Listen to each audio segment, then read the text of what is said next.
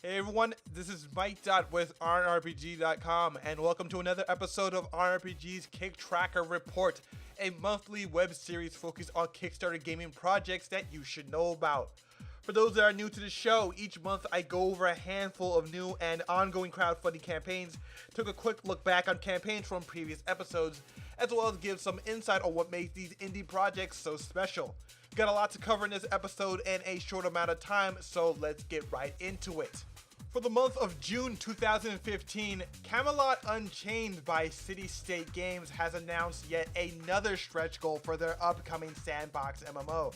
This new stretch goal is focused on prestige rewards, which will allow players to earn cosmetic-only items from realm versus realm battles, including flags, statues, and more.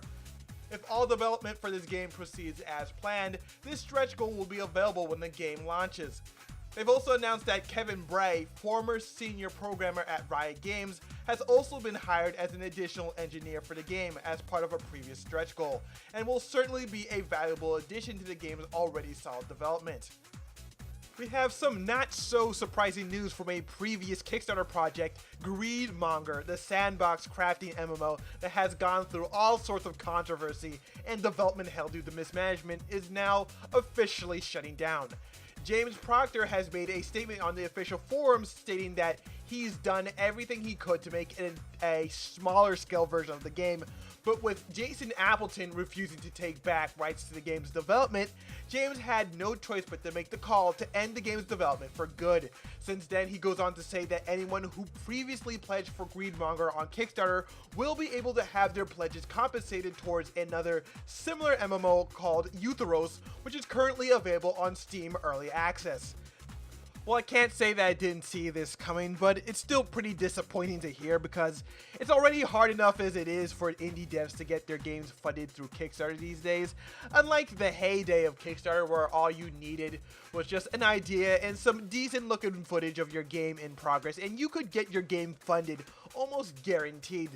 But now consumers are getting savvier and more cautious when it comes to just throwing their money towards unfinished products, knowing very well that it could just end up like Greedmonger here.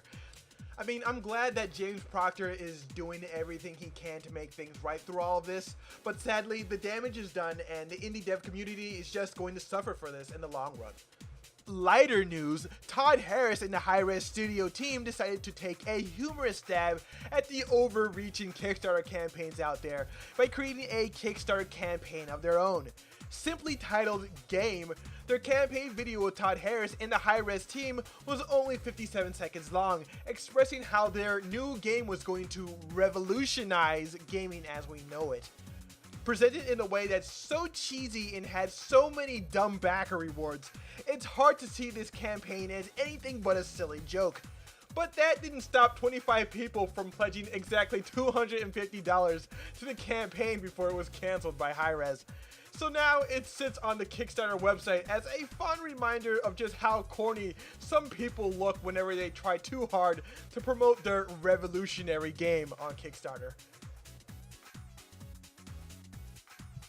Getting into some Kickstarter campaign news, Formula Fusion by R8 Games managed to reach its funding goal of £79,656, which is roughly about $121,686 US. Since the campaign was finished, the team at R8 Games released a news update stating that their game has also successfully been greenlit on Steam and will hopefully have their first alpha release available in late July or early August. They also plan to have an open store so users that were late to pledge for the Kickstarter campaign can also buy access to the alpha as well as other goodies. This Kickstarter campaign was successfully funded on May 23rd, 2015. Unfortunately, we also have a pretty small list of failed campaigns from games that were featured in last month's episode. For starters, Das Tal, the PvP-focused sandbox MMO from Fairy Tale Distillery, failed to meet its $55,000 goal with only 520 users backing the project.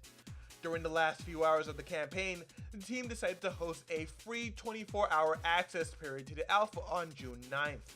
one day before the Kickstarter campaign ended. Now, the reason I thought this was a bit strange was I felt that the free alpha could have been a good way to get people more interested in the game, but they could have hosted it a lot sooner and a lot longer than just a single day. Perhaps if that free alpha was introduced a week into the campaign and with longer sessions, I feel like more people would have had the opportunity to try out the game, thus more chances to get people interested and invested into the game, thus more people could have pledged for the project.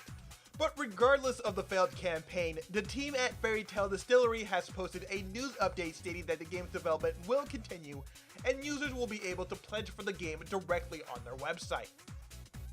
Empyrean Rule, the fantasy sandbox RTS game by InnoFame, has also failed to meet its funding goal of $40,000, only receiving $10,000 from only 90 backers.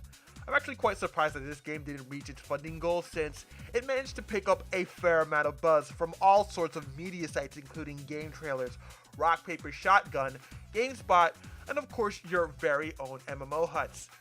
The game also managed to get greenlit on Steam's Greenlight service within only a few days as well, but sadly the massive support for the Greenlight campaign didn't translate over to the support needed for their Kickstarter campaign. However, according to an article on MMO Play, due to the overwhelming response to the game on Steam Greenlight, the team working on Empyrean Rule will continue with the game's development without extra funding. For our list of Kickstarter campaigns in progress, first we have Combat Core, a 4-player arena fighting game by Mikedot. And this is one of my favorite projects on Kickstarter right now because it's a techno-fueled beat-em-up that's like a cross-up between Power Stone and Fusion Frenzy. And I freaking love Power Stone, like it's one of my all-time favorite games on the Dreamcast.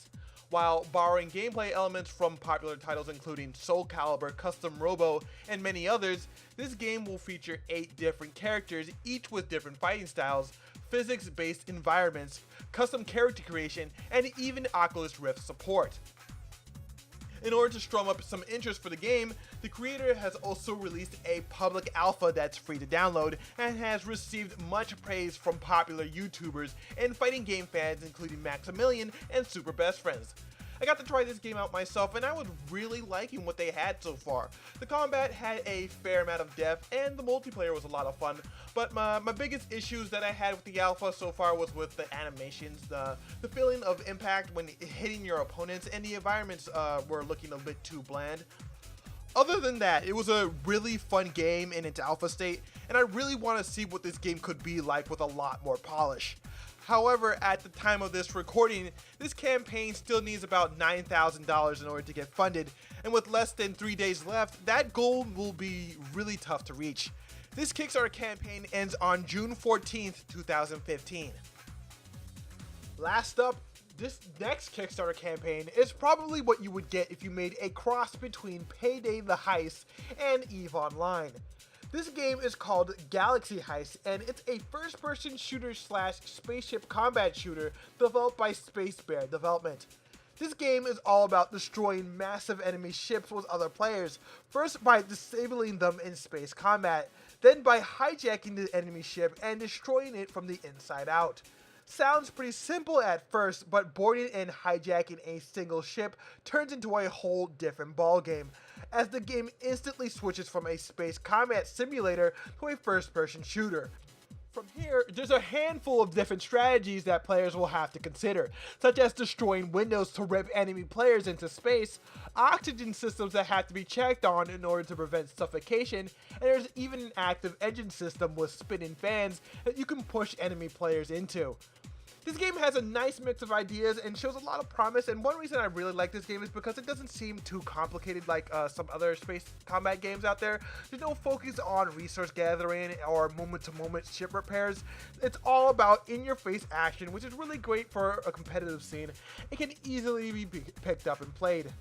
With that said, if they manage to reach their £90,000 base goal, their stretch goals include an additional upgrades to space combat, more support for offline gameplay, improved matchmaking, and more. This campaign ends on July 3rd, 2015. And that's all the time I have for this recap. And if you'd like to learn more about the games featured in this video, just check out the links in the description below. But as always, don't forget to rate, comment, and subscribe for next month's recap. This is Mikedot saying over and out.